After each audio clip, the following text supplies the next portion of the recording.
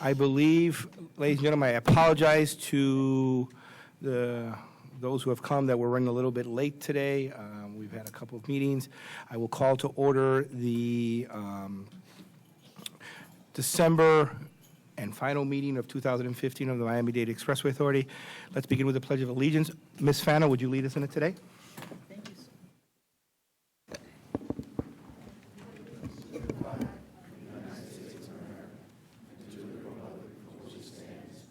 One nation, under God, indivisible, with liberty and justice for all.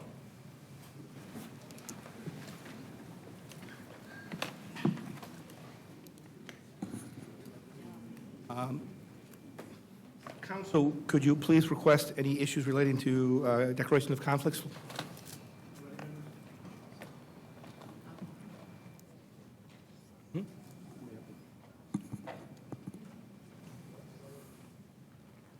Oh, no. Huh? Oh, you know, I apologize. Can we have a roll call? Yes, sir. You're correct. Mr. Cancio? Present. Mr. Ferre? Mr. Gonzalez? Here. Gutierrez? Mr. Holland? Mr. Meyer? Present. Mr. Vasquez? Present. Mr. Walters? Ms. Weinberg? Secretary Pego? Here. Treasurer Rodriguez Pina? Here. Vice Chair Fano? Here. Chair Martinez? Present. Quorum, sir. Excellent. I will have a declaration of conflicts now, Council, please. Any agenda items? Shall now we move forward? Very good. Any public comments today? Madam Secretary? You have one?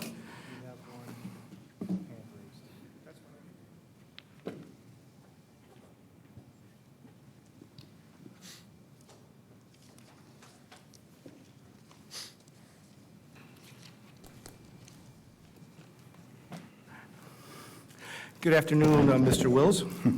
Good afternoon, long time no see. You, as you know, the requirement is that you will have 3 minutes. I will give you a heads up 30 seconds before your time is up so that you can conclude your remarks. Please state your name and your location and your home address as well. Understood. My name is Chris Wills.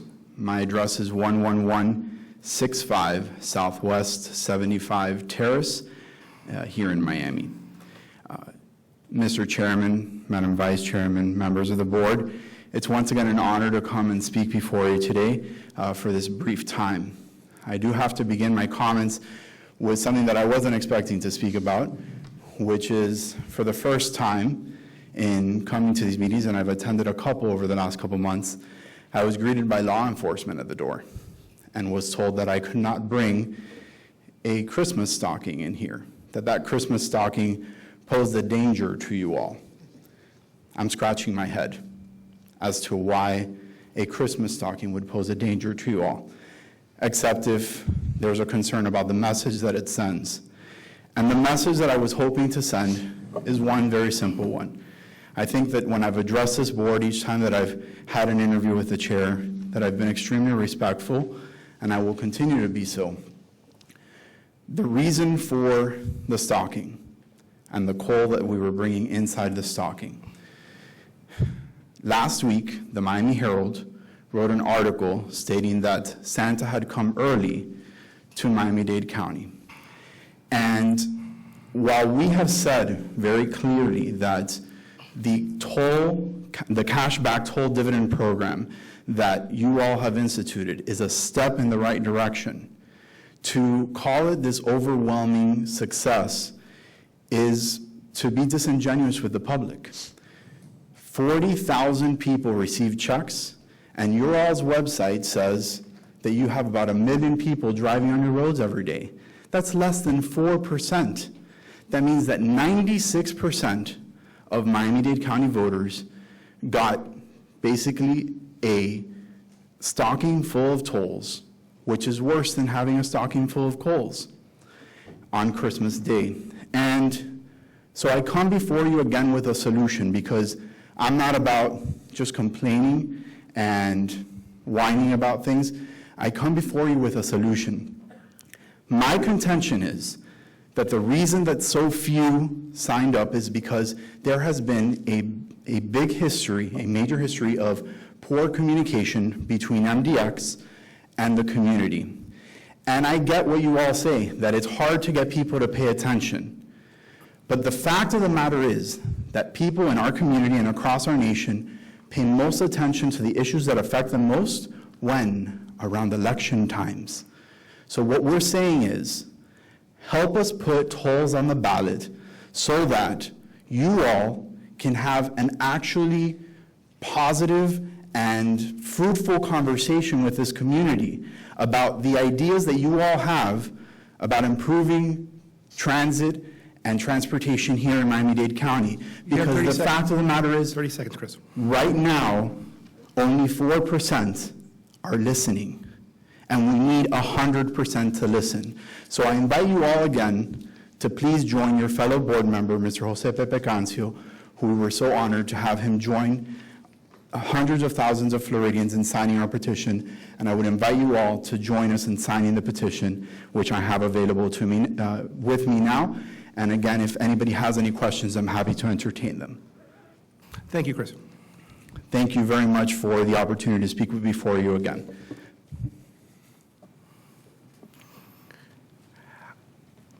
I don't normally comment after public comments because I believe I reserve my comments to the end of the meeting. But I would like to clarify something for the record, since we have members of the media here so they can hear our response. 83,000 members of our community registered for the cashback program. We initially had it open from January of 2015 through April of 2015. During that time period, we then reopened it at the end of June from July 1st through August 31st to allow people to have the opportunity to register. These are the following news entities we used to get our message out: WSNVN, NBC, CBS, Local 10, Univision, Telemundo, WQBA, Radio Mambi, Station 1020, La Poderosa, and I probably pronounced it wrong, and I apologize if I did, WIOD, La Caracol 1260, the Miami Herald, the Nuevo Herald, Diario de las Americas, which I personally conducted an interview for right after being made chair, discussing the cashback program, the Miami Today, Miami New Times, America TV, all of the community newspapers in our community. That's South Miami, Coral Gables, the City of Miami, etc. We also sent out to 200,000 residents mailers informing them of the cashback program. For the MDX Advantage program, SunPass, we sent 2 emails to all of the Miami-Dade County customers.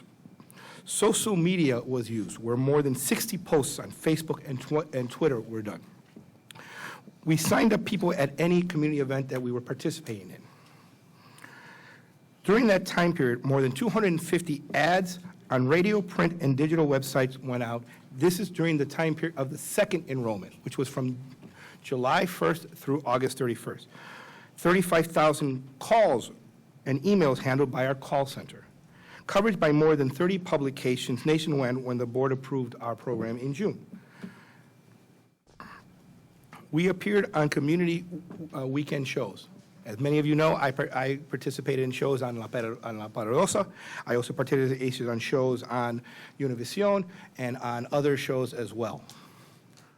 We made every effort possible to register everyone we could because we wanted everyone to participate and receive what we have done. Those who chose not to register, they have a second opportunity to register for next year. But 38,000 people got money back in these last 2 weeks. Miami-Dade County MDX is doing something that no other agency in the country has done. It is an innovative program. It is one that we kept our promise and we did it. Are we positively looking forward for others to register later? The reality is that more than half of those who registered did not spend more than $50 over 6 months. That is something that is essential to this. Mr. Wills, I have no problem debating you on any type of issue. I have no problem with you bringing a Christmas stocking to debate. I do have a problem with the potential that coal is a flammable object.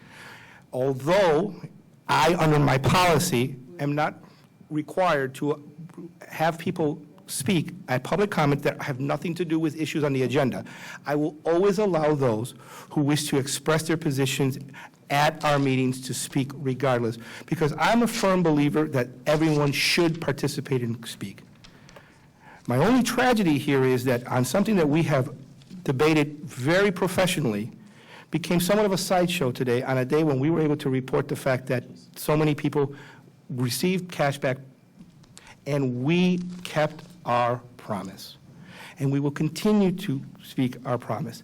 The fact that the Miami Herald, the fact that all these networks were so positively thinking and so impressed that we actually did what we were is an indication of what today should be about, and it's going to remain that. I look forward to members of the community continuously speak. I look forward to the opportunity, but the facts are what they are. Not everyone uses our tolls. Not everyone has a sun pass, and many of the drivers may have chosen not to, and maybe some of the drivers weren't sure that we were going to keep our promise. Well, we have. So hopefully now that we have proven it, and I'd like to thank the Herald for showing and expressing the fact that we satisfied what we've done, that we are going to continue. One more thing that we did, we had inserts on the Miami Herald Sunday papers for people to be aware of it as well. I'd like to thank, again, all of you. We're going to move on to the action items at this time. Does anyone, may we begin with the approval of the summary minutes from the last board meeting? Council, can you begin? You're going to move the approval of the summary minutes. Board meeting October 27, 2015. To move that? Moved by Ms. Gutierrez, seconded by Vice Chair Fano. Approved. Action item B, please. Council. You want me to go right to the action items? You're going Yes. to step over I think we're, the executive director? You're in the wrong. I apologize. I'm in the wrong, I'm looking at the wrong thing. My bad. I apologize. I'd like to do approval of the agenda. I approve. We already did. Okay? Declaration of comment, done. Approval of the minutes. Executive Director's report. I was looking at the wrong thing. Sorry, folks. Thank you, Mr. Chairman and board members. And before I get started, Merry Christmas, Happy Hanukkah to everyone. And I thank you for taking your time for being here. My report is going to be a status report on various issues going on. I first want to report, and we just had our intergovernmental meeting right before public communications, status of House Bill 299 and Senate Bill 524, which are the bills that were presented in Tallahassee. 3 components to those bills. The first component is board size. The board size continues to be pushed by both legislators as a reduction from 13 to 9. The second component, which is what I want to focus on, which is membership and who can be appointed to the board, was amended in the Senate. And the amendment now says that a person may not be appointed to serve as a member of the governing body if that person currently represents or has represented or is doing business with any client for compensation before the MDX, the authority, within the last 4 years, which is a lot more relevant than just if you've done business with any public entity, with any government. So that has been accepted as an amendment in the Senate and has already been committed in the House to be amended. The third component, which is an ethics issue, continues to be there. As I stated at our intergovernmental committee, we are also taking this opportunity to discuss with legislators the opportunity to add and to include certain legislation that will afford us the ability to execute our strategic plan this year. And it's been well received. I'll keep everybody posted. In fact, I was told to come back with a report in January, so I will do that. I also want to report to the board that as of last week, President Obama signed a 5-year, $305 billion transportation bill called Fixing America's Surface Transportation Act, or FAST. I have included in your packets a press release that IBTTA put out, because I'll only speak to, the DOT and the states can speak to the funding package, but it gives us certainty in planning our long-term projects, which we haven't had for a number of years because we have a 5-year bill. The one issue with this bill is that it still doesn't identify a long-term funding solution beyond this 5-year term, but it paves the way to start discussing it. Part of this bill, in a section called 1411, which talks about tolling and alternative revenues, actually sets aside money for road user charging demonstrations that are well underway in Oregon and in a lot of the western states. And that is, again, prepping the way for a new transportation funding or financing element in the future. As it relates to tolling, there's a section 1411, that allows states, and it gives the states the ability to consider the use of tolls for reconstruction and rehabilitation of the interstate highway systems within their respective states. Currently, there is a program that only identifies 3 pilots. Those pilots have been occupied for, those pilot projects have been occupied for years, but there's been no movement, which doesn't allow someone else to get in. This new bill allows those to get removed and another candidate state to be included, which is a step in the right direction. As I've always said, and as I've taken the position not only here at MDX but at IBTTA, tolling is not appropriate everywhere. But I'm a firm believer that it should be considered where appropriate, and that decision should be left to the states. So that is my update on that bill. I also want to update the board that this past month, November 5th, we attended the MPO Transit Solutions Subcommittee. At that committee, State Representative Keone McGee proposed his Miami-Dade County 2.0 plan. The significance of the plan, and the reason I bring it up here, and I brought it up at Budget and Finance 2 weeks ago, is that his proposal calls for rail in north, south, east, and west in Miami-Dade County. It identifies some funding sources, primarily the People's Transportation Plan and federal and state sources. But the key there is that he views MDX as the implementing agency because we do our job very efficient and on time and on budget. I spoke to it. Mayor Ferre, our representative, was there. I thanked him. I'm flattered. But the issue of priority and the issue of who takes the lead is usually through interlocal, and we'll wait for the next steps on that. But it was well received by the committee, very well received by the committee. In fact, the following day, there was a presentation by the Dade County Bar Association, and Board Member Vasquez participated, and the vice chair of the MPO was there, and he actually spoke about that proposal, and his words were, maybe we need to start looking at MDX and using MDX for what they're very good at, which is getting projects done on time and on budget. So again, we're flattered for the consideration. Update on the MIC. November 12th, we went before the Transit and Mobility Committee of the Board of County Commissioners. Secretary Pago and his staff presented the latest status of the MIC. There was a long discussion. There was question and answer of the transportation director, the aviation staff, on what the next step should be. As I reported at Budget and Finance, unanimously out of that committee, there was an agreement that the best agency to get it done is MDX. In fact, the chair of that committee asked that the item be placed on the December 1st Board of County Commission agenda. Parallel to that discussion, there was an agenda item that also passed, which called for a 90-day study to analyze what can be done at the MIC so that it complements the county, if the county takes it over. Both of those went December 1st. On December 1st, we were prepared to discuss it. The secretary and I and all the agencies were there. There was no discussion. They approved the 90-day study. So in 90 days, I guess Secretary Pago and I will be back, and we'll see where they want to go from there. That is the latest. So in essence, they punted, right? A football term, 90 days. As I reported on at the Intergovernmental, Bernardo Escobar and I went to visit Tallahassee this week. We gave a lot of the legislators updates on MDX, a lot of compliments by legislators on the hard work that the authority was doing, the cashback program, the chairman's appearances and getting the word out was very well received. As I stated at Intergovernmental, we're trying to add elements to our bill that would allow us to implement the strategic plan, primarily elements such as transportation redevelopment zones around hubs. That's just to mention one.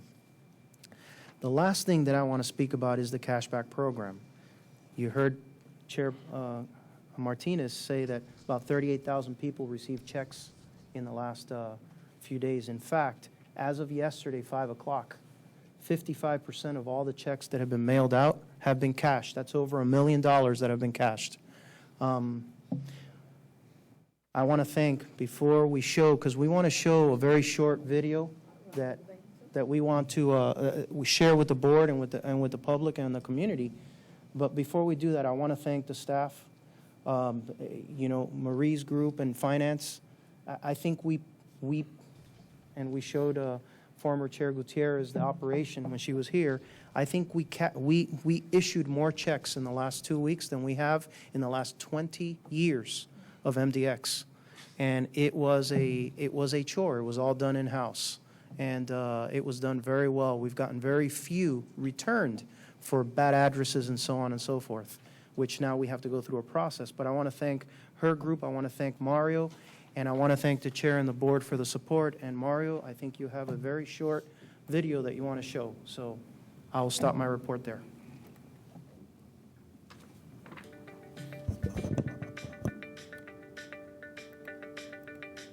Today's been an exciting day for me and members of the staff of the Miami-Dade Expressway Authority, MDX. Today was the culmination of the hard work that our board of directors, our staff did to ensure that we kept our promises to the community. We went to all-day fencing and we went to cool breeze air conditioning today to give them cashback checks. They are two of over 38,000 people that are going to receive checks during this holiday season for the efforts and the time they use on our roadways. Yeah, very happy because it's nice not to always be just giving. It's nice to receive something sometimes. So we're very, very happy that somebody is doing this for us. It's coming at the right time. We're mechanical contractors, so our slow season is now in the winter. So it's a big surprise. It's nice. The way the program works is simple. Each year, the MDX Board of Directors declares a distribution of dividends to members of the Cashback Toll Dividend Program. This occurs each fiscal year from July 1st through June 30th, after the agency has closed its financial books. This distribution of dividends is declared after MDX meets its financial obligations, including making its annual principal and interest payments, meeting its senior debt coverage ratio, and covering its operation and maintenance costs. In 2015, the dividend distribution of 30% was announced by the authority's board of directors. The cashback program isn't the only way MDX helps the community. The agency, which is funded entirely by toll revenue collected on our 5 expressways, benefits Miami-Dade County in a number of other important ways. For example, the MDX 5-year work program will create over 10,000 new jobs in our community, and the MDX road rangers are on our expressways 24 hours a day, 7 days a week, keeping you safe. MDX is also committed to small and local businesses in Miami-Dade County. In fact, over the last 10 years, MDX has awarded over 40% of its work to small and local businesses. We are doing our part to provide Miami-Dade County with the safe and reliable transportation system it needs. Thank you, Mario. Board members, before I open it up to questions, I do want to make an announcement to the board that it just recently came to me before the board meeting. Board member Holland is no longer going to be on the board, and he's going to come back and he wants to address the board at a future date, but he has tendered his resignation and he wished everybody very well today. He wanted to be here, but he couldn't. So with that, I will stop my remarks and answer questions. Mr. Wells, yes. cash back program, like many other programs, sometimes has unintended consequences. Unintended consequences can be good, they can be bad. In this particular case, I think nothing can drive home the point better than the cash back program as to the role that MDX has compared to all of the other tolling authorities. For once, the public is acutely aware of which roads are MDX and which are the Turnpike, which are 95 express lanes. And the distinction is finally being made. The bad unintended consequence here is how in the world is the Think Big committee ever going to top this program? Board Member Cancio. I would like to make a comment. The other day, I put, the cash dividend program in Facebook, and two friends of mine received the check, and they told me, Pepe, I'm going to pay you, a coffee because I received my check. That means that, that it's working. And also, if I receive mine maybe tomorrow or Monday, I'm going to donate to Liga contra el Cáncer. Thank you. And I think that's a wonderful decision, Board Member, if we want to do that. My two valets and the building I have my office both were ecstatic because they also got their checks back. Any other questions from the board? Mr. Director, one of the things that we have discussed, and I want to take this opportunity to discuss it today, was when are we going to reopen registration for next year's dividend program? And is that something that we can discuss today? Absolutely, Mr. Chairman. I mean, we've considered this of when would be the right time to open it up again. The program says that we would open it in July, and there was a desire by this board at the last meeting to try and advance it. My recommendation to the board is that we would open it up the week of January 12th through the end of March. And the reason I would say that is because this is a budgetary item. So we need to know how many people sign up for the program because as a budgetary item, we need to prepare a balanced budget to this board. And that balanced budget comes to the board in the month of April and gets adopted in May. So that would be my recommendation. How much we want to spend on advertising or how we want to get the word out is something we can discuss in Public Communications Committee and be specific to it. But that would be my recommendation to the board for your consideration today. If I may, before we get into questions, Council, it's not a listed action item. Because it is a policy issue, can we move forward on that today if we so desire? Sure. Let's start with any questions based upon what, before we go to that point, does any board members have any concerns if we decide to move this into an action item? Who wishes to amend the agenda and add this issue about opening the program up at this meeting? Moved by Luz Wantenberg, seconded by Vice Chair Flano. I apologize. It's a long day. I will now open it for discussion. Does anyone wish to discuss? We'll start with Board Member question, and again, just a point of clarification. I think what I just heard was open it January through March for purposes of budgeting. This is a program that I'm very proud of, and this is a program that obviously we're thrilled to see the results. But I'm just trying to understand what was just said as it relates to budgeting for something that is based on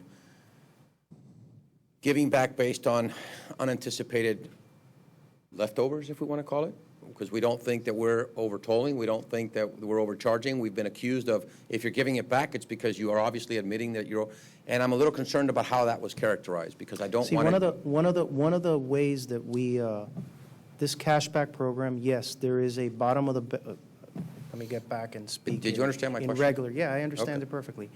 One of the ways that we've described this is that after we meet all our financial requirements. But another element of this is a customer has to be in good standing with SunPass. What it's doing, it's reducing our operating budget. That's the other flip side of this. Because if we don't have customers that have good standing in their SunPasses, if they don't have their accounts up to date, then we're spending a lot more money on the toll operations side to pursue it. So it's one of these. So our efficiencies depend on both elements moving forward. That's why having it open-ended, because there's been conversations of possibly having it open to the end of the fiscal year. I'm not sure that it'll accomplish anything. It's just an open-ended I won't be able to come back and tell you with certainty how the program will move forward. My question was Go ahead. intended for that clarification. I don't want I anybody to understand. take what I was understand. said out of context. I understand. Any other questions? Ms. Gutierrez? The question is, we will vote on moving it, opening it up in January, it'll run through March. What physical year, what term will this carry in terms of the money? That's a key, the vital question. The term would be starting, people who would sign up, it would be for a term starting July 1st of 2015 through June 30th of 2016. Excellent question. So So essentially, now it we're would talking be- almost a year. it would be So it's a essentially for this year, permit. much more than this particular term, Correct. which only carried half of a year. And it's important to note that those who have already registered, all they have to do is check the yes, they want to participate when they receive the emails in advance. Any other questions from the board? Mr. Rodriguez, as soon as you get the approval for the date, we will immediately begin the campaign to get the word out on the opening of the day, correct? We will work with the Public Communications Committee to see what level of effort we want to do and how we want to do and what's most effective to get the word out. I think the most effective thing that we've done is send out 38,000 checks. I think it's true, and I think that's why I'm excited, and that's why I thought today was great. We did what we said we were going to do, folks, and that is saying a lot, especially in government. Any other questions, Mr. Treasurer? Any questions? All right, I will now close discussion. Now we're up for a vote. It's been moved and seconded. All in favor, say aye. Aye. Any opposed? Hearing none, we will begin. And please ensure, Mr. Director, that it is on the agenda for the next meeting so that we can get it budgeted. Yes. Thank you. Moving on, Council. Before we move forward, this gentleman sitting right here, he said that he didn't get a chance to talk in the citizens' comment. I apologize, sir. I did not know you were here for that. Please, I will, it's out of order, but I'm going to allow you the opportunity to speak, sir. Thank you, please. You have 3 minutes. First of all, thank you, Mr. Chairman, for indulging me. My name is Al Dotson, Jr. with the Offices of Bills in Sunburg. Represent CH2M, and I just came here to inquire whether or not the board members received a copy of a letter from our client related to RFQ 1602, the General Engineering Consulting Services. We wanted to make sure that the board was aware of the why we did not respond to the RFQ, and the letter sets forth all of the reasons for that. Just wanted to inquire whether or not the board has yet received that letter. Sir, I will, if they have not, I will make sure copies are made to all members of the board as well. Thank you very much. Thank you very much. And again, Council, I apologize. I was not aware you were here, or I would not have skipped you at the time. No apologies necessary. I didn't bring any coal with me, so I came right on. Thank you. Mr. Dodson, Mr. Chairman? Sure, go ahead. Normally, we don't ask questions. No, I wanted clarifying, he has a comment. Correct. Your intent for speaking was to ensure that we, as a board, understood what was in the context of that letter. That is correct. And then there's an expectation that I would assume, as a result of us reading that, and I haven't seen it, by the way, for the record. I haven't either. So it's important. It's been distributed? No. Okay. So I just wanted to make sure that what is your expectation, right, of what is that? I'm just curious because I'm not aware of the letter. That's really my point. So, and I know this is a public comment, Mr. Chairman. I don't want to deviate from I was just recently found out about it, and I didn't know if it's irrelevant. Without going into details, this is something that staff is reviewing, and they will get us the letter with everything else. It's relating to if you'd like, we will forward. Mr. Chairman, if I yes, may. sure, go ahead. Thank you, Mr. Chairman. Obviously, if we have someone of this caliber that withdrawing, that's a major development. Yes. And I think if you got that letter on Thursday, with all due respects, Mr. Director, today being Tuesday, I think we should have had that copy so that we'd be aware of. I don't know what this is about, but it seems like it's an important communication, and I think it should be distributed to us today. It will. This is an item that is not on the agenda. It is simply something that is being reviewed by staff. They will be getting it to all of us in the near future, and then we can determine if there's anything we need to do. Okay? Mr. Chairman, is it a time-sensitive matter? That's really my only No, concern. it's not a time-sensitive Okay. matter. That's really, that was kind of a bit, that's really where I was headed, is if it's a time-sensitive matter, what is the expectation? Do we have to act within a certain timeline? So I'm going to defer to staff to then come back to us with a recommendation, and then we'll deal with it accordingly. Mr. Chair. Whether it's this letter or any letter, but if a letter comes to the board and it's a week later, I think that any letter should not be censored and should come to the board immediately. I think the censoring of letter or delaying of communication to the board, I mean, that is wrong. Utterly unacceptable, wrong. Whatever letter it is, it should have been sent to this board immediately. Because if not, people are assuming that we know something that we don't know. Whatever it is, whether it is from CH2 Hill or whomever it is, it should come to us immediately. It should not be censored. Thank you. Very good. Any other comments? Just a point of clarification, it was addressed to the board members? Actually, pursuant to your RFQ, we were supposed to send it to staff, and the RFQ did. So it wasn't addressed to the Correct. board? That's what I was. Just want to make that clarification. It was not addressed to the board. It was addressed to staff, and then we were going to Thank you, report to Mr. us. Johnson. That's something that I was trying to get to. Well, sorry, you know me. May I further clarify, because I don't want to mislead you in my answer? Sure. In the letter, it also referenced the part of the RFQ that allowed us to ask for the letter to be distributed to the board. Correct. So we did that in the communication. No, That is and correct. certainly, but it was addressed to staff. Mr. Chair, Mr. Vasquez. and I know we're not discussing the item, but I heard Mayor Ferre say he was surprised about a withdrawal. Is this about a withdrawal or about a matter to which your client never submitted a bid? There's a big difference between those two, and I need to, just for purposes of this part of it, know that part, that's all. Yeah. We chose to not submit a bid. We were one of two companies that were going to submit a bid, and we chose not to submit. Okay. And the letter was explaining the reason for that. Thank you again, Council. Thank you very much. Have a lovely day. You do the same. Thank you, sir.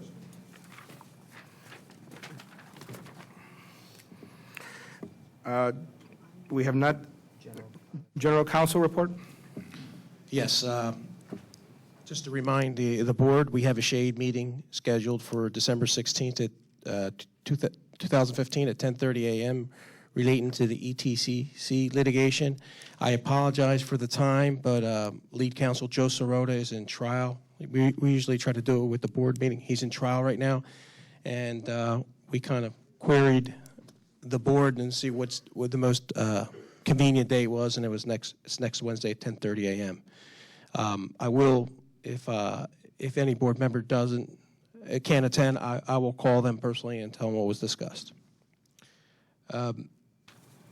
Since we're not going to have a meeting for the next 6-7 weeks, I will send out an email with some topics that I think are pertinent, having to do with gifts, ethics, sunshine law, and public records law. I'll get that out to you in the next week. Our next meeting is January 20th, and that's all I have.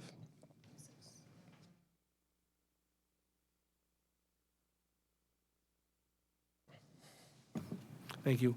Any questions to General Counsel on their report? Hearing none. MPO Representative report. Thank you, Mr. Chairman. The MPO has a meeting next week. At the last meeting, as you reported to the board, the MPO chose Eileen Bouclé as its executive director. I have asked Ms. Bouclé to call you personally and to call the executive director of MDX. I asked her to meet with every single member of the MDX who wants to meet with her.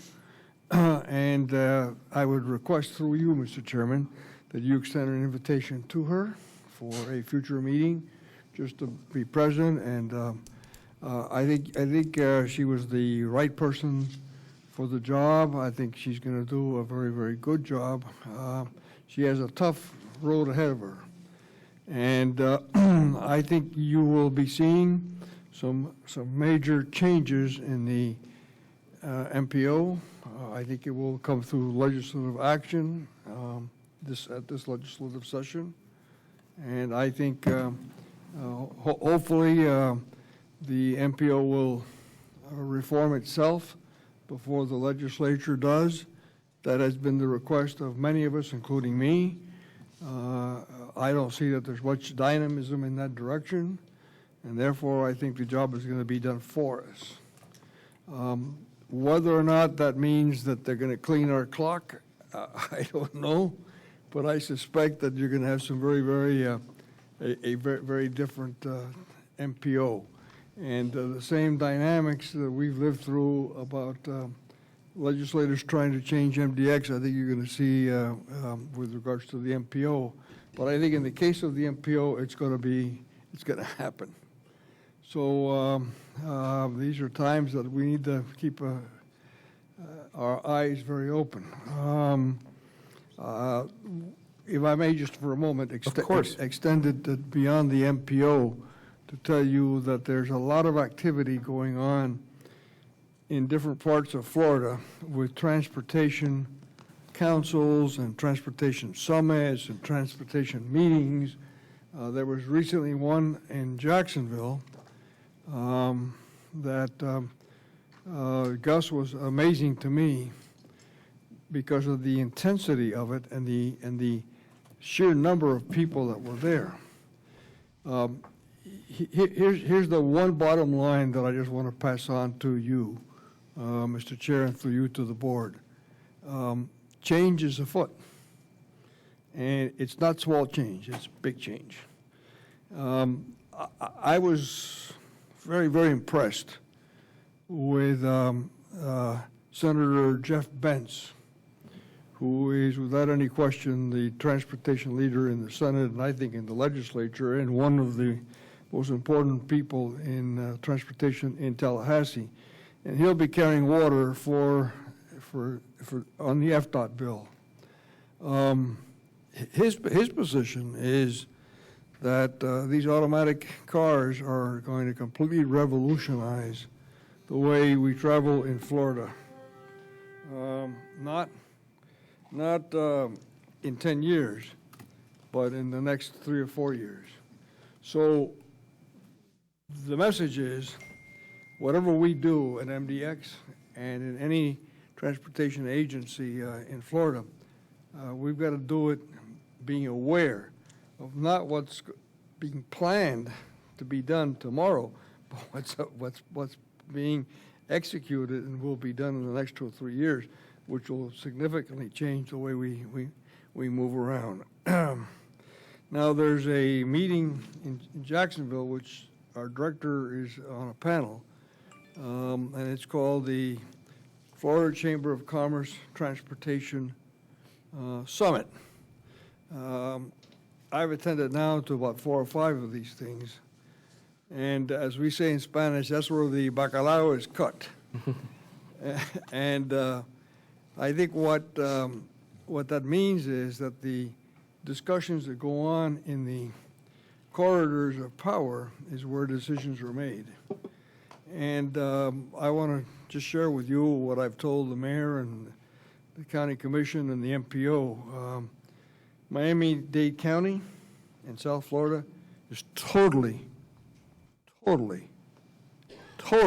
absent from any of these meetings. There's just nobody there from Miami-Dade County. And therefore, we're not, if you're not, as Senator Vandenberg used to say, if you're not in the takeoff, don't expect to be in on the landing. So where these things are done, Miami-Dade County is not present, unfortunately. And thank you very much, Mr. Chairman. Thank you for that complete report. And I agree with you, Mr. Ferre. We need to invite Ms. Boulier, and we also need to invite Ms. Bravo from the mayor's office to come to our meetings or to meet, debrief all the members of the board of directors, because obviously, as we move forward, a lot of what we're going to do is going to be as part of a team. So on behalf of myself, and I can speak for the board, that we're extremely excited about moving forward and working with the MPO in the future. And thank you for that concise report. Any questions from the board to Mr. Frey? None? Treasurer's report. Thank you, Mr. Chairman. As you can see, our budget is, for those of you who are not present, the Budget and Finance, we seem to be on target and actually doing better. A lot of the changes that you're seeing in the variances is a higher than normal collection rate that is represented here. But other than that, we are consistent with our projections and on budget. Anybody, Marie, you want to add anything further to that? Okay. So if anybody has any questions on the budget, please feel free to talk to me or Marie. The other item that we need to bring up is we also approved at the Budget and Finance Committee, and that is our CAFR, our annual audit. That's something that is, required, an external auditor to come in and in essence verify that we're compliant with our investors and other regulatory matters. So we received a complete and final audit, and it's, I guess, Marie, this is a short version of it for board members that may want to get a copy of it. We have external auditors, board member, and we, as part of to make sure that we're doing things in compliance and that we're spending the people's money correctly. I know it's, maybe you've heard that there's very little oversight, but contrary to popular opinion, we do spend a lot of energy, resources, money to ensure that a third-party auditor is, in essence, watching to make sure we're compliant. But again, we produced a limited edition report for those of you that want to have some light reading on the weekends. I encourage it. It actually is a very nice design, but it, in essence, is a tool intended to convey a little bit about what we do and how we're spending money. Marie, did I miss anything there? No, sir. Just wanted to follow up. There's a flash drive in everyone's package, and both of the documents are in the flash drive. The one document, the large document, is the financial report that we do file with the Security Exchange Commission. And as Mr. Rick Pena had mentioned, the smaller version is a citizen version, more of a non-technical language written for the public on how we spend our money and so forth. Both documents will be posted on the website. Of CAFR for Dummies.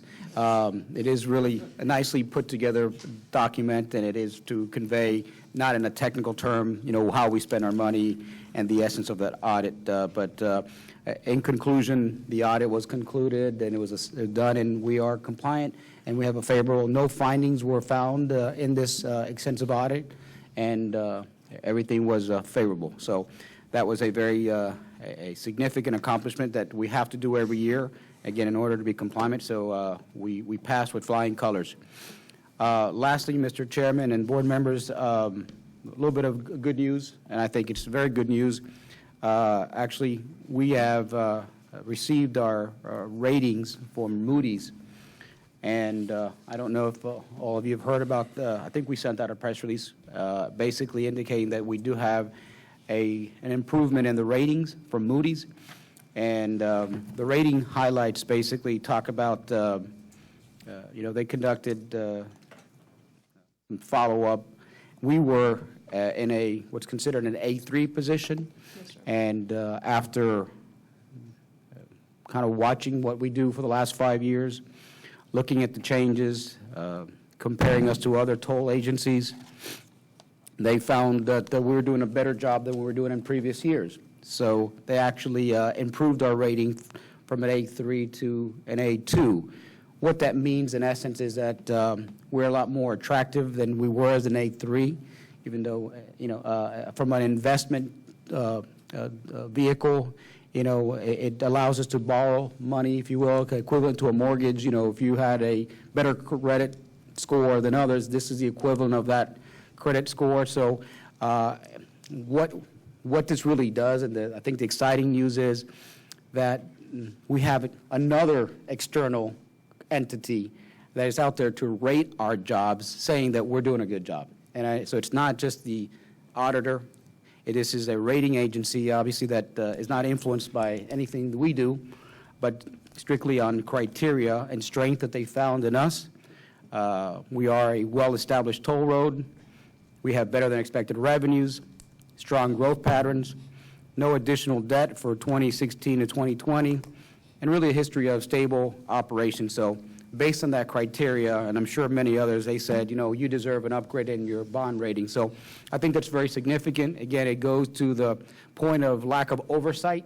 There's an extensive amount of oversight, and what we do here is volunteers. So we have our internal people, we have an external auditor, and we have rating agencies saying that we're doing a good job. So I think it's reflective of the work of staff and reflective of the work that this board does and our prudent and conservative policies and really managing the people's money very well. So, Mr. Chairman, I have no further comments. Marie, anything that I need to add? Okay. Through you, Mr. Treasurer, to Randy. Randy, if you would stand up and come to the podium. And I've got two questions for you.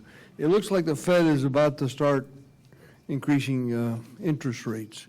So my first question is does that in any way affect us? And I know what the answer is, but I want to hear it on the record. And then the second question that I have for you, just ask them both at the same time, is the request by the Commonwealth of Puerto Rico for the extension of a Chapter 9 provision for the Commonwealth is being opposed by many of the hedge funds because it is claimed that it will affect what happens in Illinois. Because if Congress indeed gives relief to Puerto Rico on its verge of bankruptcy, that Illinois is not far behind, and that it would affect Illinois. That, in effect, has the whole municipal market kind of concerned. And I just wanted to ask you with those two questions, would that have any multiplier effect on anything that we're going to be doing in the future? First of all, Randy Topol with First Southwest. The answer is if the Fed increases the rates, that will actually be good for you because you're done issuing debt for an extended period of time. You've locked it in at incredibly low levels, and the money that you have will start earning interest above 0.1%. So it's a very positive thing from that perspective. You had the foresight to get it in and financed early on. We really don't anticipate issuing any debt for a number of years, so the volatility that happens between Puerto Rico or any large issuer in the United States should have no impact whatsoever on you. It may have a little bit of impact on your investors, the people that have bought your bonds. They may go up and down in value just because of the natural volatility of the market, but their security is solid. They will get repaid back. The only thing that changes is the perception of the value of the security they're holding at any point in time, and that will happen. So the volatility of the possible volatility of the municipal market in the next 6 months or a year will not affect us. It really won't. Right now, you're sitting at, again, really favorable rates. Can I put a word in your mouth, the catbird seat? Yeah, I haven't used that word in quite a while. I was in the 60s, but I don't remember using catbird seat. But you are set and positioned very well. There's a few transactions we'd like to look at going forward, but again, none of them are mandatory. They're all prospective. If the refundings go forward, once we understand where you're going to go with your capital program, where it's needed, then we'll look at the refunding so that it works. It's in a good position right now. It has a little room to go the other direction if it needs to and still hit your targets. But we need to have a better understanding where your capital needs going forward so we don't have to issue debt. Our whole goal is not to issue debt for your capital programs. Sir. Mr. Chairman. Thank you, Mr. Ferrer, I ask Randy and Marie at least every other week, the same question as to the impact of the interest rates. and of the refunding, because I think I can tell you that they are on top of it, not only because I asked them, but it's something that it concerned me when I heard it back a few weeks ago, and I got the same answer from Marie and Randy, that we're in a good position from where and I get that. I think it's a good point to make. And then the refunding issues, I think it's something that I keep monitoring as well. When are we going to pull the trigger on that? And I'm constantly getting, leave it to the professionals. In a very courteous way, they say that. But I know that I feel comfortable that they're monitoring when is the right time to refund. So, but I think it's a very good point that you bring up to put on record that we are in a very good and strong position in the decisions that this board has made. That's a tribute to staff in this board. Any other questions on the Treasury report? Hearing none, let's move on.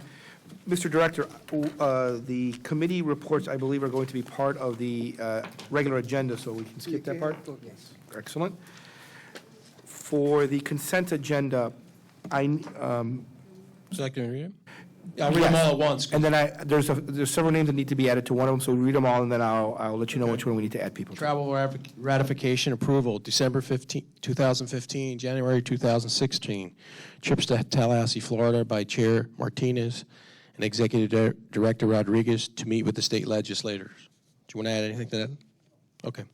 December 10, 2015, trip to Jacksonville, Florida by Executive Director Rodriguez to participate in a panel for the Florida Chamber of Commerce Transportation Summit.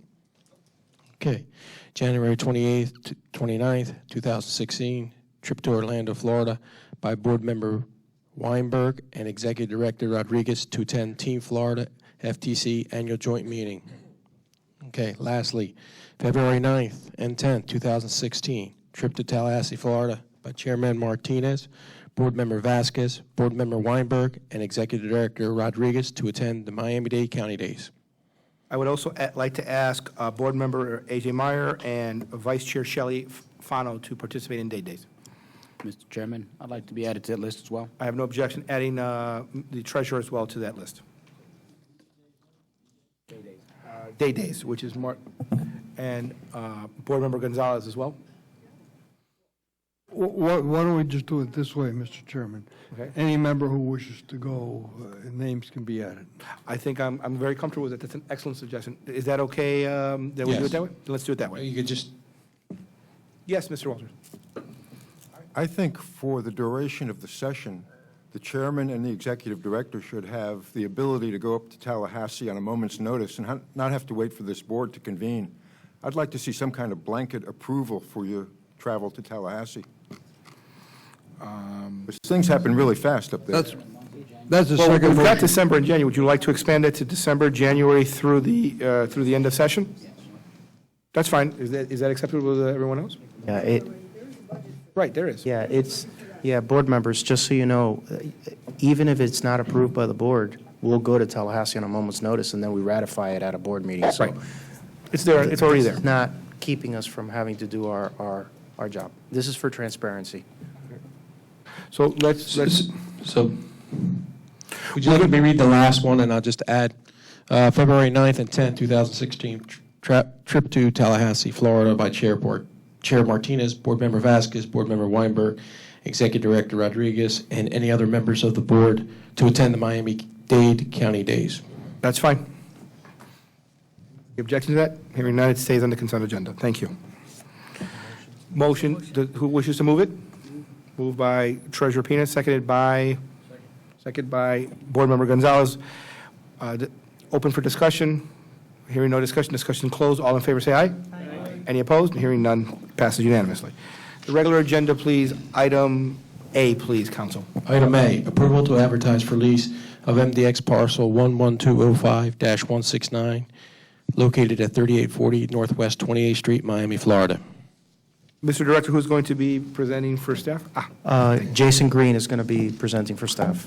And board members, Evening, just Mr. for Green. clarification, there are a series of agenda items that typically would have gone to our Operations Committee, but were waived through to this board meeting, so we're going to try to explain them as comprehensive as possible.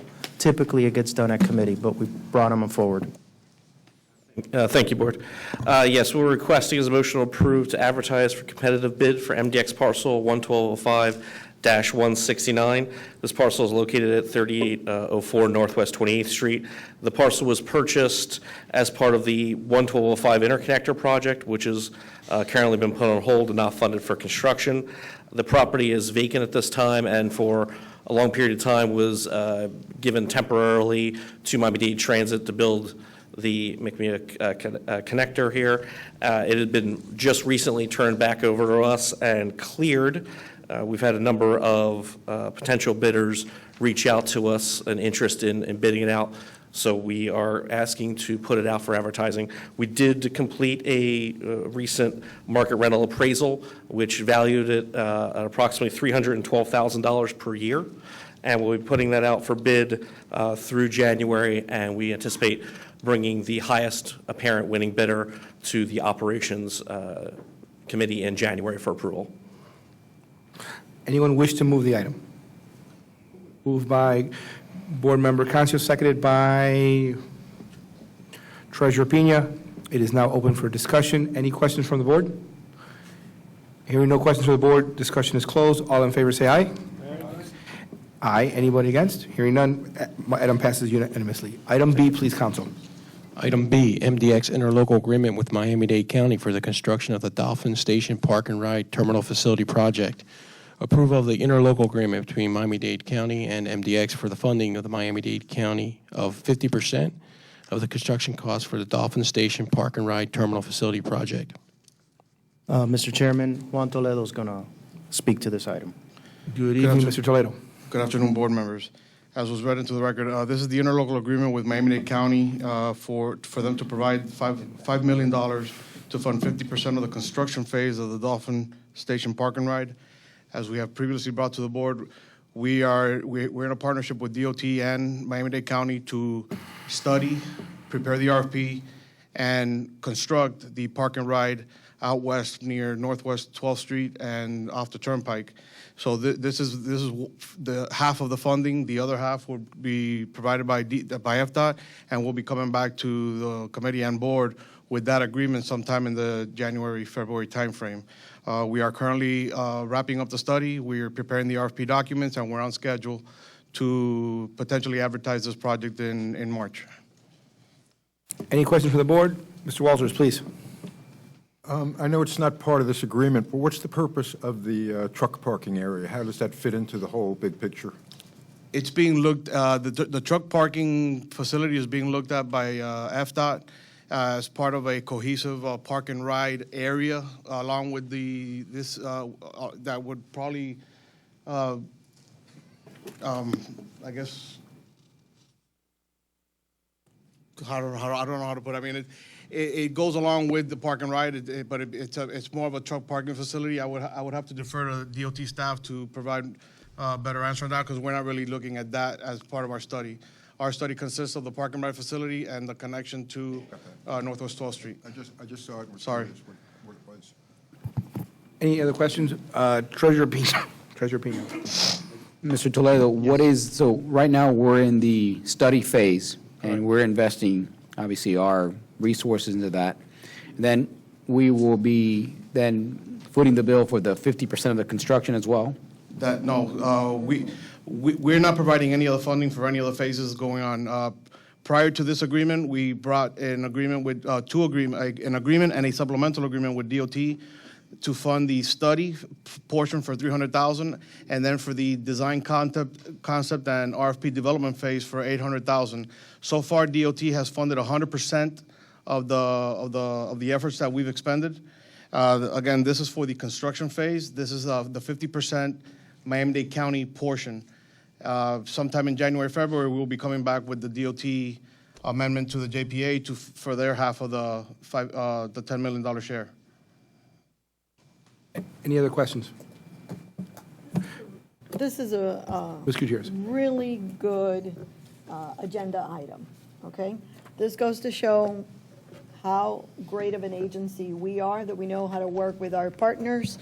FDOT is funding, and Miami-Dade County needs this project. So we are just being good partners in an environment to move transportation and people forward.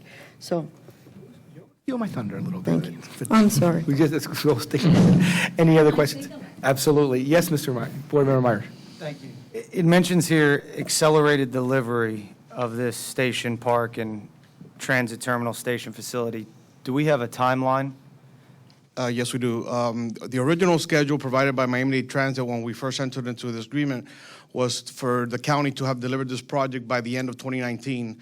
By us undertaking this project and performing this for the county with the help of FDOT, we've accelerated this contract by this project by 2 years. Right now, we're looking to deliver this project by the end of 2017.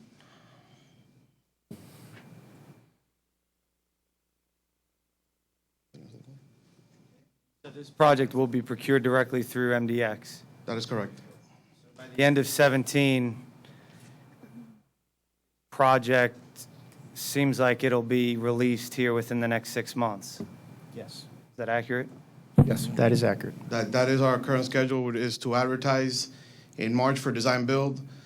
We would hopefully get responses back within 60 days, and our anticipated notice to proceed is mid to late summer. So we're looking for this project to take about 1.5 years to design build. Any other questions? Of course, Board Member Cancio. One, that 122 going to go to 25th Street or no?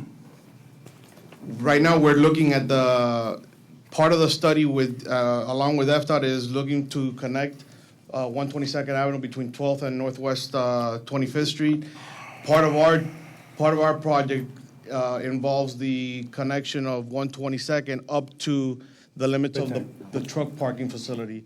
The DOT would finish that connection as part of the truck, as part of the development of the truck parking facility. But the answer, I guess the answer is yes, that it would connect 122nd Avenue to Northwest 25th Street.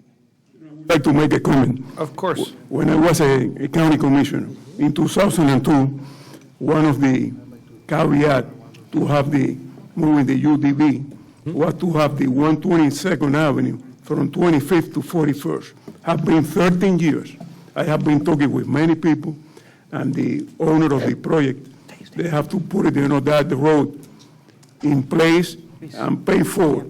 And have been 13 years, and yet we haven't doing that. That's going to be very good, for the West Dade traffic coming north in 127, 25th, 122, 41st, and getting, to the turnpike. And that is something that, I have been talking with the mayor, I talked with some commissioner, and I talked with Alicia Bravo, and I would like to see wherever, to expedite that. Because I spoke with Armando Codina, that he was, the developer, and he told me, Pepe, I saw that project to ProLogic, and now ProLogic is the people who have to build that thing. And I want that, that thing be done, because maybe I'm going to pass away, and don't going to doing nothing yet, 13 years. How come, it's too much time, to the people, to move, something that was approved in 2002. Thank you. Any other questions? Yes. I know, I want a point of clarification. What street is he talking about? What movement is he talking about that 100. it's taken him 13 years to build? Northwest 122nd Avenue between 12th Street, Northwest 12th Street and Northwest 25th Street. No, the 25th to 40. Okay. But Sorry, that's that's not north. something that we have in our No, work program. it's not in our program. No, he just, okay, got Because it. you do know, if we build any movement, that will be tolled. So, are you an advocate of tolls now? Because if we build a road, that's a toll road. I just want a clarification. Okay, sure. Any other? No. Any other questions? Yes, Mr. Toledo. Board Member Martinez, just as a point of clarification, once the project is completed, the Florida Department of Transportation will turn over that land to Miami-Dade Transit, and they will operate that facility. Very good. Any other questions? Hearing none, discussion is closed. The item has been moved and seconded. All in favor, say aye. Aye. Any opposed? Aye as well. All opposed, none. Mr. Counsel, I need to do something before we go to the next regular agenda item because Mr. Ferre needs to leave. And it's going to be part of my comments, but I wanted to move this forward. Mr. Ferre, you and Ms. Gutierrez have completed an extraordinary part of MDX. You have done your services for more than 10 years, and I wanted to surprise both of you during my comments with resolutions and appreciation for your services.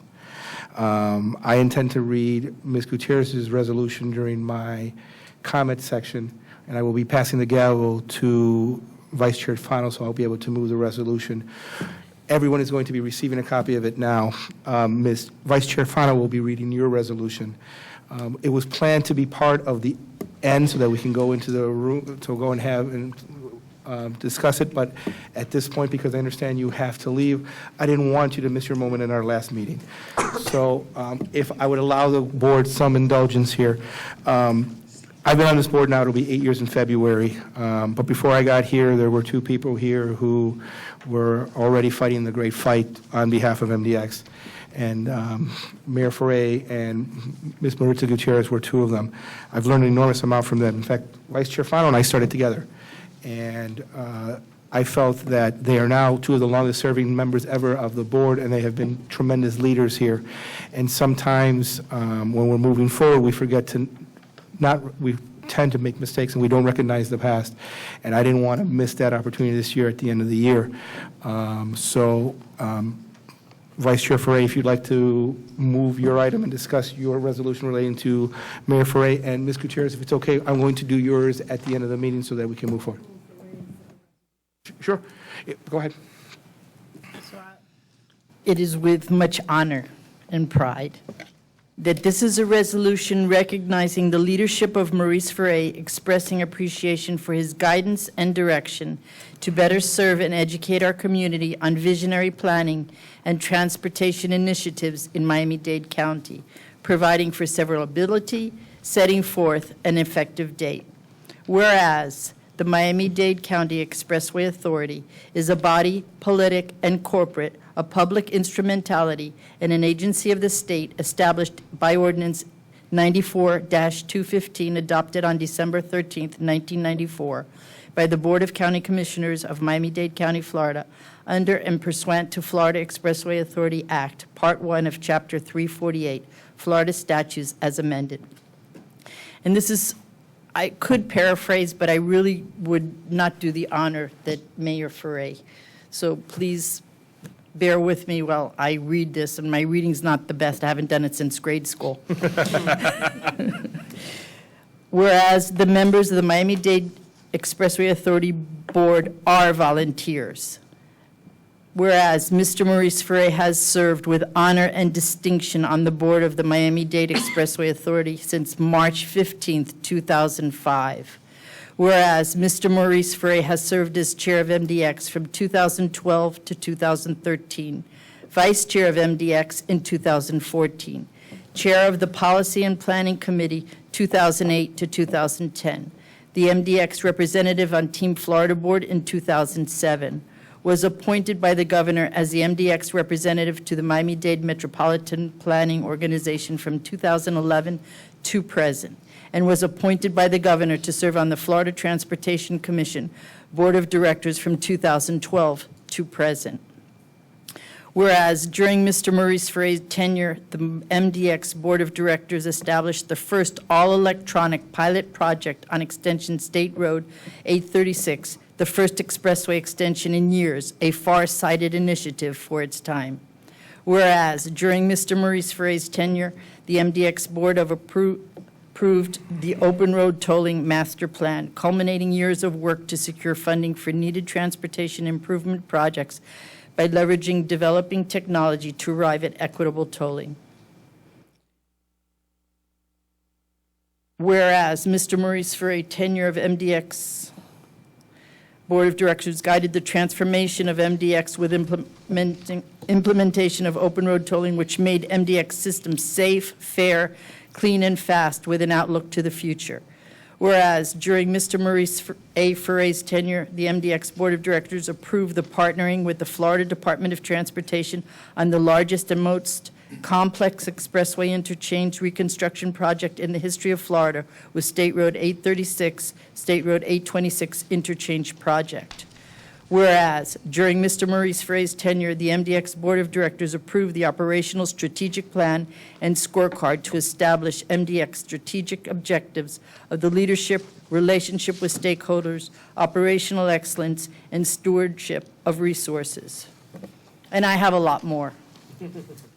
Whereas, during Mr. Maurice Frey's tenure, MDX Board of Directors established a pilot program to address the needs of the unemployed community by providing technical certifications and assistance to facilitate employment within the transportation profession.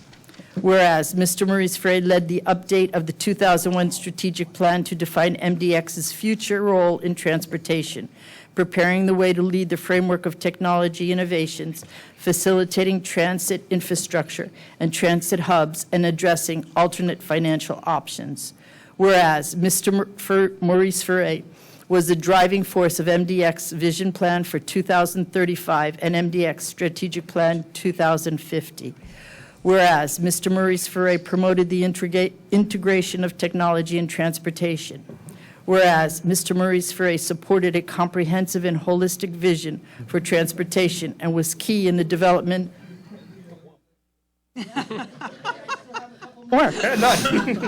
development of an integrated transportation system for MDX. That's why I wanted to read them to refresh your memory.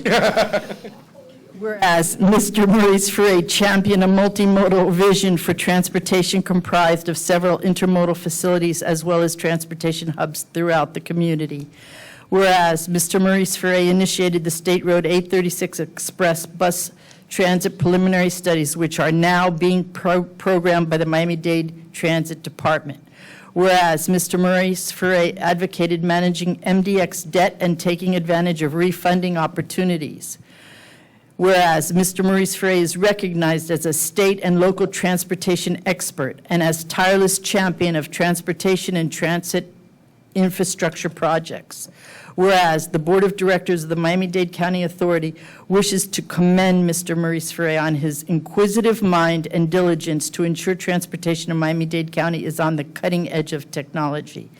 Whereas the Board of Directors of the Miami-Dade County Authority wishes to applaud Mr. Maurice Frey on his outstanding cooperation with the county, the state agencies for better transportation system for residents and visitors alike. Whereas the Board of Directors of the Miami-Dade Expressway Authority wishes to recognize the many important contributions made by Mr. Maurice Frey to the Miami-Dade Expressway Authority and Miami-Dade County community. And I'm sure the list goes on and on and on, but these are what we've put in the resolution, which paraphrases the wonderful contributions that Mr.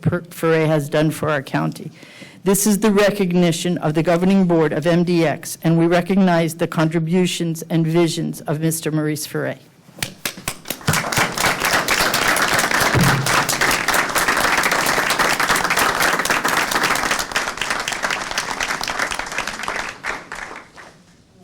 Well, it has been moved. I'm speechless. It hasn't been moved yet. That's very hard to do. I am going to make this easy. It is moved by this side of the room, and I'm guessing it will be seconded by this side of the room. Anyone have an objection to that? Excellent. I'd like to, now it's open for discussion. So does anyone wish? I've got to run. I'm going to have a very upset wife waiting at Bascom Palmer for me. Okay. After a procedure, so I got to go. So this has to be short, even though I'd like to make it real long. I want to say two things, well, three things. First, thank you. Thank you very much. It's always nice to, to be, that when people say nice things. Most of my career, people have said nasty things about me, so it's good when they say nice things. The third thing I want to say is I'm not going anywhere, and I've got another 2 years on this service, and I have a commitment from the governor to appoint me if I want to, so I'm going to be around for a while. It's been a wonderful, wonderful 10 years. I've enjoyed every minute of it. It's been a great, great honor and a privilege. And the last thing that I want to tell you is that I had a wonderful Cuban grandfather. And my Cuban grandfather always used to tell me, he said, I'm going to tell you, I was a little boy. I must have been 12, 13, 14 years old. He said, I'm going to tell you the secret of success. So I wanted to hear. He said, make sure that you work hard and honest and do all the things. He said, make sure you surround yourself with intelligent people. And make sure that whatever you do, they get the credit and not you. You know, and it may seem crazy, to you, but I want to tell you that all these things that have been talked about tonight in this resolution, I really didn't have anything to do with any of that. It was everybody else that was around me, like Javier, and like Maritza, and like Gus, and like many other people who understood what was going on. I won't say it better, but as well as I did. And as a team, we got all these things done. But it wasn't me, and it never has been me. And these people who go around trying to, and there's a guy that's on television every night saying, I'm a billionaire, I know how to do it, I know the answers to everything, you know. Those guys really don't. The guys that do are the guys that get the job done, and they're very quiet about it. So, thank you very much. Discussion is closed. All in favor? Aye. Now,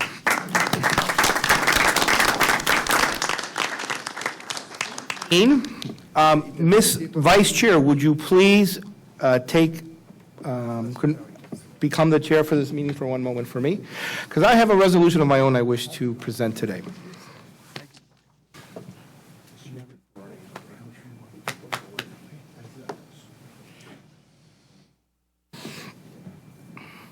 Another tremendous member of this board who is also celebrating 10 years of being part of it is Ms. Maritza Gutierrez. And I am moving to have a resolution passed on her behalf. First, from a personal perspective, Maritza has been a very good friend and a person I've learned a great deal from throughout my tenure on the MDX board. We have fought on issues, we have disagreed, but it's always been for the passion and concern for the community, which anyone that knows Maritza for 5 minutes knows is true.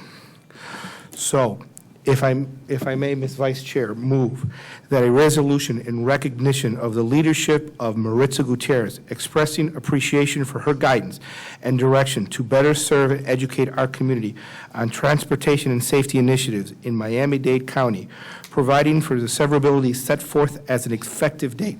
Whereas the Miami-Dade County Expressway Authority, MDX, or the authority, is a body politic and corporate, a public instrumentality and an agency of the state established by Ordinance 94-215, adopted on December 13th, 1994, the ordinance by the Board of County Commissioners of Miami-Dade County, Florida, under and pursuant to Florida Expressway Authority Act, Part 1 of Chapter 348, Florida Statute as amended.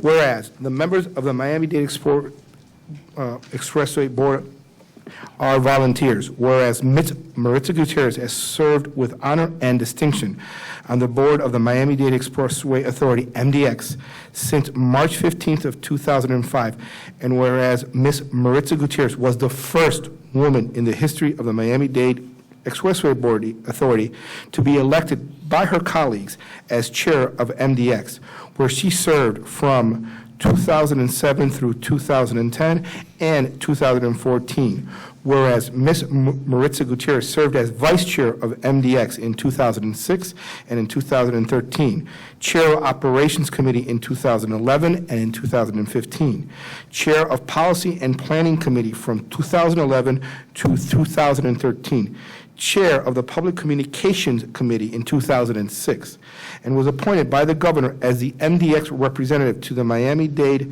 Metropolitan Planning Organization, MPO, from 2009 through 2011. And whereas during Ms. Maritza Gutierrez's tenure, the MDX Board of Directors established the first all-electronic pilot project on the extension of 836, the first expressway extension in years, a far-sighted initiative for its time. Whereas, during Ms. Maritza Gutierrez's tenure, the MDX Board of Directors approved open roll tolling master plan, culminating years of work to secure funding for needed transportation improvement projects by leveraging the developing technology to arrive at an equitable tolling. Whereas during Ms. Maritza Gutierrez's tenure, the MDX Board of Directors guided the transformation of MDX with the implementation of open roll tolling, which made MDX system safe, fair, clean, and fast with the outlook towards the future. And whereas during Ms. Maritza Gutierrez's tenure, the MDX Board of Directors approved the partnering with the Florida Department of Transportation on the largest, most complex expressway interchange construction project in the history of Florida, with SR 36 to SR 26 interchange project. And whereas during Ms. Maritza Gutierrez's tenure, the MDX Board of Directors approved the operational strategic plan and scorecard to establish strategic objectives of leadership, relationships with stakeholders, operational excellence, and stewardship of resources. And whereas during Ms. Maritza Gutierrez's tenure, the Miami-Dade Expressway Authority established a pilot program to address the needs of the unemployed community by providing technical certifications and assistance to facilitate the employment within the transportation profession. Whereas in 2008, Ms. Maritza Gutierrez established the Blue Ribbon Committee to bring together MDX board members and local leaders of the transportation industry for the purpose of providing input into MDX long-range master transportation plan and identifying signature projects to improve connectivity of the regional transportation network, which facilitates transit options and maximizing the use of technology to improve toll facility operations. Whereas Ms. Maritza Gutierrez spearheaded the effort to develop and implement a local business program that would ensure participation in MDX contracts, which started as a pilot program and later with her leadership became an adoptive policy of the MDX Expressway Authority. Whereas in 2010, Ms. Maritza Gutierrez established a customer appreciation program, evolved into the Advantage program.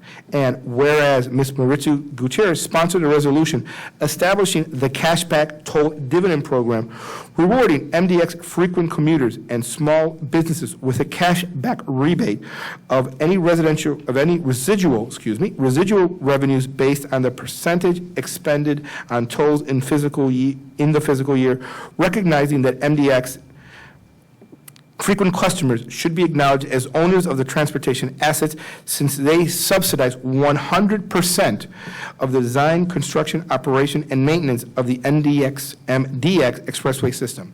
Whereas Ms. Maritza Gutierrez sponsored legislation creating the first multi-axle frequency discount program in the nation, transforming MDX 5 expressways into the most freight-friendly toll roads in the state of Florida by capping tolls at a 3-axle maximum rate for commercial vehicles.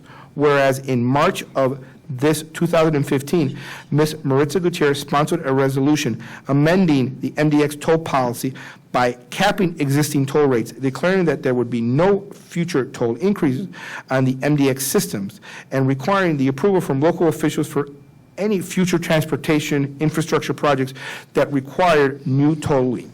And whereas Ms. Maritza Gutierrez spearheaded an enhancement safety initiative for MDX expressways to make them among the safest in the nation through innovative safety technologies that enhance nighttime or wet weather visibility through wet weather thermoplastic striping in-road lighting along curves and solar reflective pavement markers, as well as wrong-way driver alert technologies. Wow, that was a mouthful. Whereas Ms. Maritza Gutierrez challenged MDX staff and Board of Directors through the Think Big initiative, which led to the creation of the Triple Choice Calculator mobile app, but more importantly, to the identification of MDX assets and the opportunities to partner with Miami-Dade County and the state of Florida as the agency broadens its mission as a multimodal transportation infrastructure authority. Whereas the Board of Directors of Miami-Dade County wishes to applaud, and the chairman personally wishes to applaud, Ms. Maritza Gutierrez on her standing cooperation with county and state agencies for a better transportation system for residents and visitors alike. Whereas the Board of Directors of the Miami-Dade Expressway Authority wishes to recognize the many important contributions made by Ms. Maritza Gutierrez to the Miami-Dade Expressway Authority and the Miami-Dade community. Now, whereas it be resolved by the Miami-Dade Authority. I request that this be moved as a unanimous resolution. Can we do this side of the room moving it this time? Well, I'll second it first. You'll second it. It's open for discussion. You're running the meeting. I got to keep quiet. It's all, don't just ask, any comments? No, if there's. I can't do I'm it. speechless, sir. Any comments from the board? Ms. Gutierrez. No objection. Of course. Of course you can. Then I'll call on you, Mr. Chair.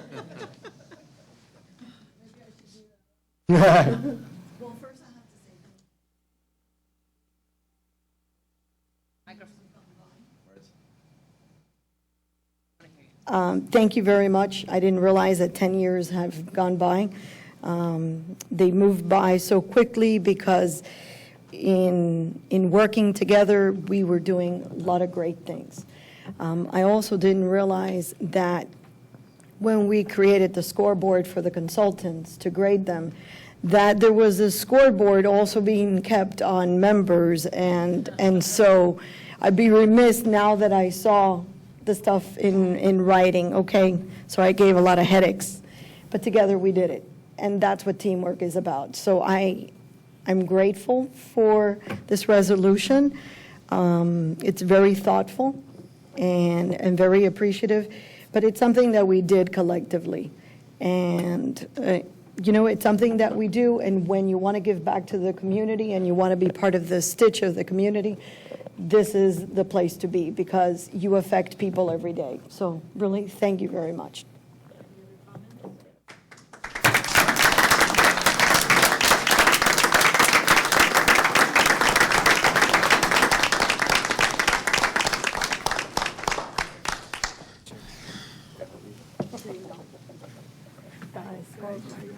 Yeah, you did. It's a great surprise. Congratulations. Acabando. So I'm going to give you your gavel back, Mr. Chair. No, you first have to move it to people. Oh, we got to vote on it. Just say all in favor. Thank you, sir. All in favor? Unanimous, as should be. Thank you. Thank you. Ladies and gentlemen, I'd like to thank you for your indulgence. I did not want to end this meeting without doing that, and I understood that Ms. Ferre had to leave because of personal issues. I will not have any chair comments today, and it'll be very brief because we've already spoken so much. So let's get back on the regular agenda item, please, Council. Okay, regular agenda item C, MDX work program 87410, State Road 874 ramp connector to Southwest 128th Street, MDX eminent domain parcel resolutions. Approval of Resolution 15-17R and Resolution 15-30 through Resolution 15-32 to acquire multiple parcels through negotiated conveyance or eminent domain. Board members, before we take this item, can I ask the board if we can read item D also into the record? They're similar items. They're both parcel resolutions, so that the explanation from Mr. Toledo can cover both. It's resolutions to acquire parcels on two different projects, but it's the same item. So for brevity, we can discuss them both. So if you could read the next one. Sure. MDX work program number 83628, State Road 836, operational capacity, interchange improvements, MDX eminent domain parcel resolutions, approval of Resolution 15-33 through Resolution number 15-46 to acquire multiple parcels through negotiated conveyance or eminent domain. Anyone who is going to, let's move first. Moved by Vice Chair Final, seconded by Board Member Weinberg, open for discussion, and Mr. Toledo will be the presentation on both items, correct? Correct. Thank you. Board members, as we've done in previous months, this is another series of parcel resolutions to allow us to move forward into the negotiation process for parcel acquisition or eminent domain if negotiations were to be unsuccessful. For 874, for the 87410 project, this is the last of the parcel resolutions that we have. In January, we may bring back another one for a revision, a minor revision to a previous one that was approved. On the 83628 project, this is a 14 that we're bringing this month, and we're anticipating 7 more to come for a total of 21, and that will close out the parcel resolutions and that for parcels that we are seeking to acquire for those projects. Thank you. Any questions from the board? Hearing no questions, discussion is closed. All in favor, say aye. Aye. Any opposed? Hearing none. Well, actually, we have to do 2 votes. For item C first, all in favor, say aye. Aye. Any opposed? Hearing none. Item passes. And all in favor of item D? Aye. Any opposed? Hearing none. Both items passed unanimously. Council, the next item, please. Item E, approval of sponsorship agreement with Univision, endorsed by the Intergovernmental and Public Communications Committee on December 8, 2015. That, actually, Ms. Weinberg's committee was going to do it. I think, Ms. Weinberg, you were going to move the item? Yes, I'll move it, and this... Seconded by Mr. Vasquez. It is now open for discussion. We just dealt with this today in the environmental. Please, if you can go over it with staff as well. We just wrapped up our Public Information and Intergovernmental Affairs Committee. Mario Diaz gave a presentation to the committee, and I was very happy to see most of the board members were actually in that meeting. So we've all sort of heard the whole presentation. I do want to acknowledge the partnership with Univision and perhaps just touch on the main components, which do include a great benefit to Miami-Dade Expressway Authority. So from the Intergovernmental Committee report perspective, where last meeting, back in September, we concentrated primarily on the cash dividend program and what we were doing in terms of campaign to advise the public on it and the excitement about it, and what we were doing engaging the community from a public outreach perspective outside of the cashback program to educate the public about MDX and all that we do. Today, we had the great fortune to really focus on this piece for the Univision and, of course, receive the legislative update from Javier. So with that, Mario, if you can very briefly just touch on, since we've all heard it, but for the benefit of the members of the public who haven't. Sure, not a problem. Thank you, Board Member Weinberg. Essentially, MDX was approached by Univision 23 here in Miami to wrap 7 of the 14 MDX Road Ranger within the fleet. It is a non-exclusive sponsorship agreement for wrapping 7 of the 14 Road Rangers fleet. Univision, in turn, will provide several interviews throughout the year for a 12-month period on AM and FM radio stations. They'll also have content integration, throughout their programming as well. Share various PSAs through their social media and on their website, as well as lend the Univision talent to the MDX PSAs and public awareness campaigns for future consideration. I think that's it in a nutshell. Thank you, Mr. Chair. And I think that is pretty much it in a nutshell. It is an incredible opportunity for us to partner with a very credible source in our community, and the timing couldn't be better.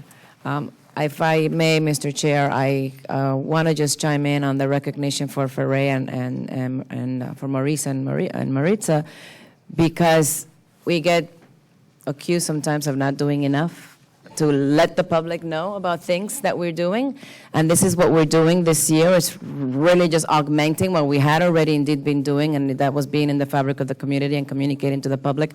What we don't do often is toot our own horn for some of the great things that we do from terms of the community and some of the things we support, et cetera, or some of the great talent and leadership that we have on this board. Today we took an opportunity to do that, and I do want to thank you, Mr. Chair, for doing so. These are really 2 great, outstanding individuals that serve this board for the last 10 years voluntarily, as we all do, but they really have gone above and beyond, and I think it's worthy for the community to hear that and know that. It's great. I love what Maurice said, that we work in silence and we give credit to others, but sometimes others really have to step up and give you credit because credit really is due. So thank you, and I was glad that we did that in this public forum. Thank you, Maurice. Thank you, Maurice. That's all. This has been in the works. It's a very good opportunity with a very good partner. And when it all gets rolled out, it's an amazing campaign for very little dollars investment in our part. Thank you. First of all, I think this is a great program. This is an example of what we should be doing, partnering with the organizations or anybody that's going to bring value to us. So from a treasurer's perspective, our investment is $55,000 for a almost $429,000 return on investment. That's a great investment.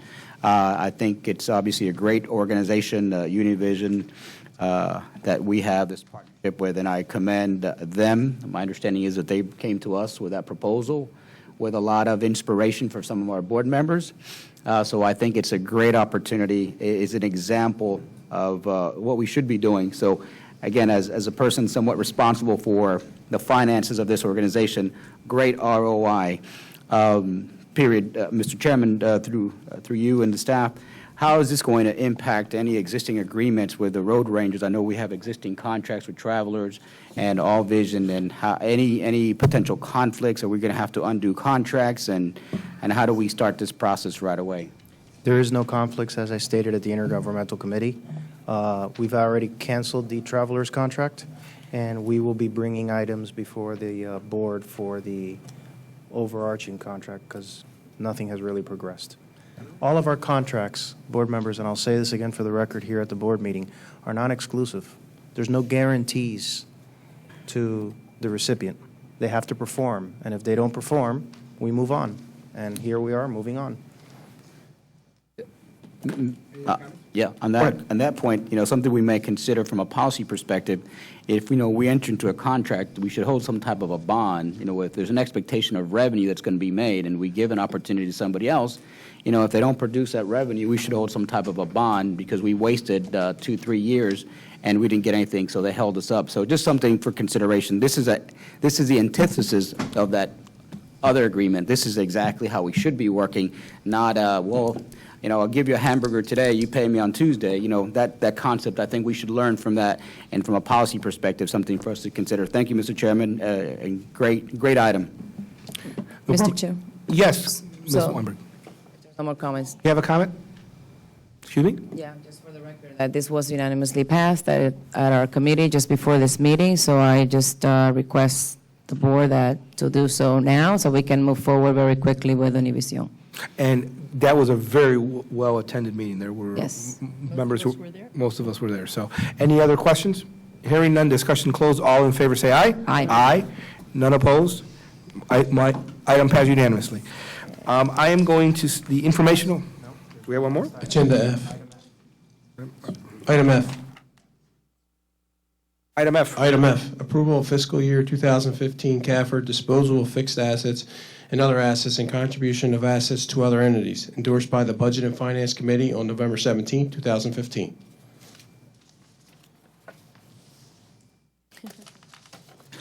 Okay, anyone wish to move the item? Moved. Moved by Ms. Weinberg, seconded by Ms. Treasurer Rodriguez-Pena. It's open for discussion. Who is presenting for staff, if anyone? Self-explanatory?